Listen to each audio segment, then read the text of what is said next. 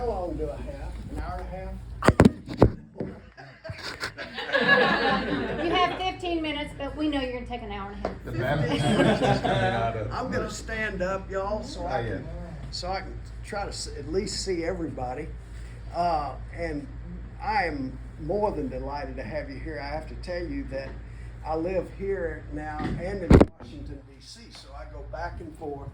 And the going back and forth because we're planting community renewal in our nation's capital because all of the nations in the world have a presence there.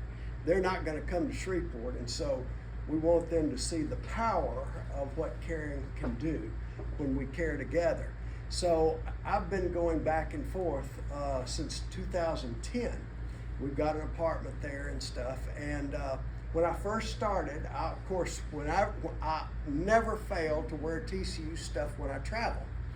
And when I first started, people would say, TCU now, where is that? And I'd say, well, it's in Fort Worth, Texas. Oh, okay. And so then we played in the Rose Bowl. Now I get on board and stewardesses go Frogs. You would be astonished how many people know all about this. We were at Jackson Hole, Wyoming. We were renting a car. Went in to get the car rented. The guy went, go Frogs. So anyway, I want you to know that the world is watching. And what we do here is not of minimal consequence. They've asked me to kind of share history, and that's always dangerous because I want to change that to a little bit. It's so important for us to share a context. And that's the most important thing I think that we can do, is we're going to contextualize why we have done what we have done and the reason why it is so critical. And I have to start with the fact that is, if you've been conscious and if you've been on planet Earth, you know that we are burning. And that is not simply a figure of speech. It's astonishing to see the fires raging now in Europe and really across the world. And we just got out of, I think it was yesterday, we had 113 degrees here. Being hot here in Shreveport is nothing new. The same is true in Fort Worth, I'm sure. But we have a massive, massive challenge in front of us. As a matter of fact, we only have two fundamental challenges. Now, in the human race, we've got a lot of problems. But there are only two fundamental challenges for the entire human race. And we're going to fit in how what you're doing in the dorm is critical for the solution of both of those challenges. And it might seem strange that by going next door and working your KCEs and stuff like that, how in the world can that contribute to solving the two fundamental challenges facing all of humanity? And this is a critical, critical, critical time. So the first challenge obviously is this. We have to have a planet that is healthy, period. It must be healthy. And it's got to be cured of the virus that we are bringing. We might even be the virus upon planet Earth, a virus of destruction. And there are no lifeboats for us and for the human race. So the very first challenge that we have to solve, and it's got to be a lot smarter people than me, has got to be, how do we cure the sickness that is now devouring our planet and make it into a healthy environment in which all can thrive? That's the number one challenge. If we don't answer that challenge, y'all, it doesn't matter how many degrees are given at TCU. It doesn't matter. It doesn't matter how many times we beat Baylor. It's not, well, that might matter. It doesn't, those things don't matter. Nothing will matter. It doesn't matter how much good is done by how many different folks. It doesn't matter, because we will have ruined, and we will have fouled the nest that we have been given. So that's the number one challenge. If that challenge is not answered, then humanity goes away, and maybe all that we understand as beautiful and symmetrical and wonderful goes away. That's the number one challenge. The number two challenge is this: we have never, ever grown a comprehensive global society, nor a society, period, that literally gets better and better and better and better without collapse. Every single society that we have grown has collapsed, every single one of them. And Mike and the team are going to deal with that more. But the second challenge is, how do we grow a global community that literally gets better and better and better and better? We can do that with our gadgets. This is not what the first cell phone looked like, trust me. It weighed about 30 pounds and you held it. But we have improved our gadgetry incrementally and generationally. We've never done that with society.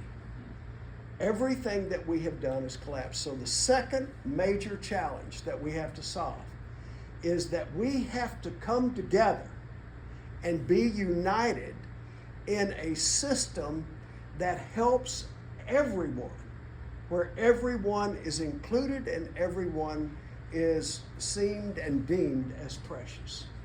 So that's the second major challenge. We have to do that.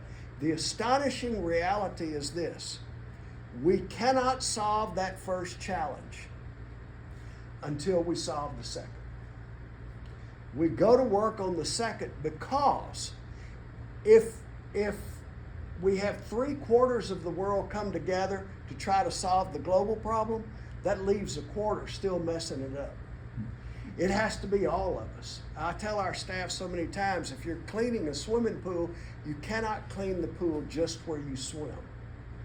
And it has to be a comprehensive solution.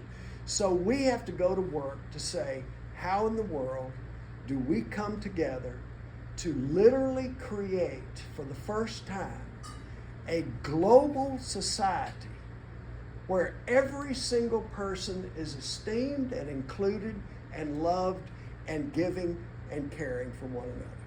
How do we do that? What's the answer? So let's go down, and I'm going to tell you two things. Well, let me preface this by saying we are hardwired. They have now discovered without any doubt that the human being is hardwired to connect with other human beings. We're hardwired to do that. What is it? KCE, knowing, connecting, and encouraging. So isn't it encouraging? Empowering. I love that. So stop and think about the second part of that. Nothing's going to happen without that connection. So we're hardwired to do that. They have now discovered in human beings, when, I don't want to mess anybody's religion up, but when we came out of the forest, that's the best way to say it, and onto the plains, if you, the human race, if you got separated from the group, you died. Period. That's the way it was. So we're hardwired to be together and to give to one another and receive to one another. They have now proven, beyond a shadow of a doubt, they can now see physiologically what happens to us when we connect. Do you know that when you see an act of kindness, when you see another human being being kind, that your serotonin, which is critical for your immune system, your serotonin level goes up when you see an act of kindness. When you do an act of kindness, it goes up. When you hear about an act of kindness, just hearing about it, it goes up. And so we are made to connect in the highest thing that we can do with one another, and that's to care for each other. So how do we now construct a vehicle that will take the human race away from our ever-present adolescence. We'll reach adolescence, and then we'll fall back into an infantilism of hyper-individualism. We've done it every time. We become like little babies mewing and puking, as Shakespeare said, going me, me, me, me, me, me, me. So how do we break through that atmosphere and the gravity of that atmosphere and go on to the stars? How do we do it? And this now comes down to you. Number one, as I said, there has to be a global community that transcends and yet celebrates all of our diversity. That's the answer. We have to come together. And what is it that we can come together with and by? And it is that capacity to care for one another and with one another. And yet, if you take a look at the human race, if we've got 8 billion people, we're right on the verge of 8 billion of us, and we will even give 500 million to the other side.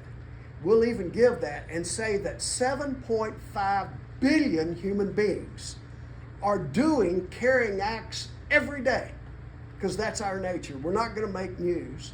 The guy that makes news is the fool that gets on the plane and acts like a fool, and they duct tape him to his chair, and he makes the evening news on that flight that goes from San Diego, and they have to land in Denver. But he's just flown over millions of human beings that are not making the news, and they are doing caring acts with one another. That's our nature. So we've got, let's say, 7.5 billion human beings, and yet we've never prevailed. It is our nature to care for one another, and yet we failed every single time. We've never prevailed. Why? Because we've been caring and doing caring acts every day in isolation and insulation from one another. We've never found a way to unite together in our caring. So the very first decision that we have to make in order to reach that second challenge, in order to solve the first challenge, is this. And that is, I will consciously choose not only to do caring acts every day. Now I will consciously choose, I'm going to stop and consciously choose to devote my entire life to seeking the good of another person, no matter who they are. If they're in a human body, they're a human being. No matter what, no matter who. I am going to care for each person, and I'm going to care for all people. Period. Period. They might not like me, they might not want me, but that's my commitment. So the very first thing that we have to do is make a concrete, conscious commitment that we're going to commit our lives to care. I will care. And, I encourage people, write that down, put a date on it, and have somebody witness it today. Now, we're not gonna be perfect, but we are committed to that path. And, we're not gonna walk it alone. What we have done is, we have said, I'm gonna join with other caring people, and I'll join this church, and this church is caring, but the church is not connected to the other churches. I've read a lot of purpose statements of churches that said, we're going to take this city for Jesus. You've got 300 churches saying that, but they're not saying at the very first sentence, working together with other congregations. That's not part of their purpose statement. And so we've been in competition and divided, and you can take those groups and take even the great faiths, and we're a part of our groups, but we're not connecting with the other groups. So there has to be a transcendent reason for us to connect at a transcendent cause. And that brings to the second thing. The first thing is, I will care. The second thing is, I am going to commit my life to the cause of caring. And when I commit my life to the cause of caring, I realize I cannot save this world by my caring. Even though I feel great about it and I can congratulate myself, But that's narcissism to the max. We have to submit ourselves and join the army of caring. And so consequently, let me just say this. We've started something that literally can be an umbrella for all the world to sign up. And we're going to just, by simplicity's sake, we're just going to call it the We Care Team. And our goal is to expand that We Care Team to the ends of the earth where every human being says we care. And we have a faith that our faiths bring us to. And that faith, that all of our faiths, even the faith of I don't believe anything, which I went through myself, but it's a faith. You know, I was one of the great atheists, I thought, and yet that's a faith claim, because I don't know. I can't tell you how this whole shebang started and where it's going. So by faith, I believed it didn't mean anything. And then, of course, obviously, I believe that there is magnificent meaning here. And so what is a faith that unites all the faiths? And it's this. I believe, we believe, that love works. Now, y'all, stop and think about that. That's a faith claim. Because you get on the television and there's plenty of historical and contemporaneous evidence to show that love does not work. And the second part of that faith is this. I believe, we believe, that love will win. It might not look like it now, but we believe that if we'll contribute and be a part of this, that in the end, it's going to win. That love will win. So here you are at TCU. What difference does this make? Well, imagine this. Imagine helping students go next door and meet one another. Imagine them being enfolded into a conscious commitment and a conscious community that seeks to elevate caring for each and all. Imagine putting that model in place. And now imagine having done those things, when you go next door, you're not just going next door to meet someone because you're not disconnected from a power that now can move the entire planet. You are connected. You're connected. There are 10 million bricks in the Empire State Building, but one brick only touches 6 other bricks. But it's connected to the whole building, and we're building that kind of a building. And TCU is integral to that, because you build a model of what caring can be, and then you spread it to all the universities. And imagine all of the university students with all of their energy and all of their intelligence saying, we're part of a new army. And that army overarches all of the groups, and they hold those groups to be sacrosanct and beautiful and precious. But this army says love works. And this army is committed to love winning. Now, it looks dim right now, and I'll just say this, and then we'll have a great 2 days together. I'm going to tell you something. Do not be discouraged by how we're leaving this world. We can change this. We can change it that quickly. I've got a bunch of little grandchildren. I had 2 of my little granddaughters were at my feet a couple of years ago, and they were playing with their dolls, and it was May. And when I grew up in May and school was out, we hated to see the summertime come. Not because it was hot, but when I was a kid, we hated to see it come because of a ravaging disease called polio. The great polio epidemics would begin to sweep through, crippling adults and children alike, but especially children. And it was so scary that it was in the early 1950s, after Russia had developed the hydrogen bomb, and we were all scared to death that we're going to blow the world up. The number one fear in America was polio. Number one. And so that's the way it was. In May, all of a sudden I had a flashback. It was in May, and I asked my little granddaughters, they were busy playing, and I said,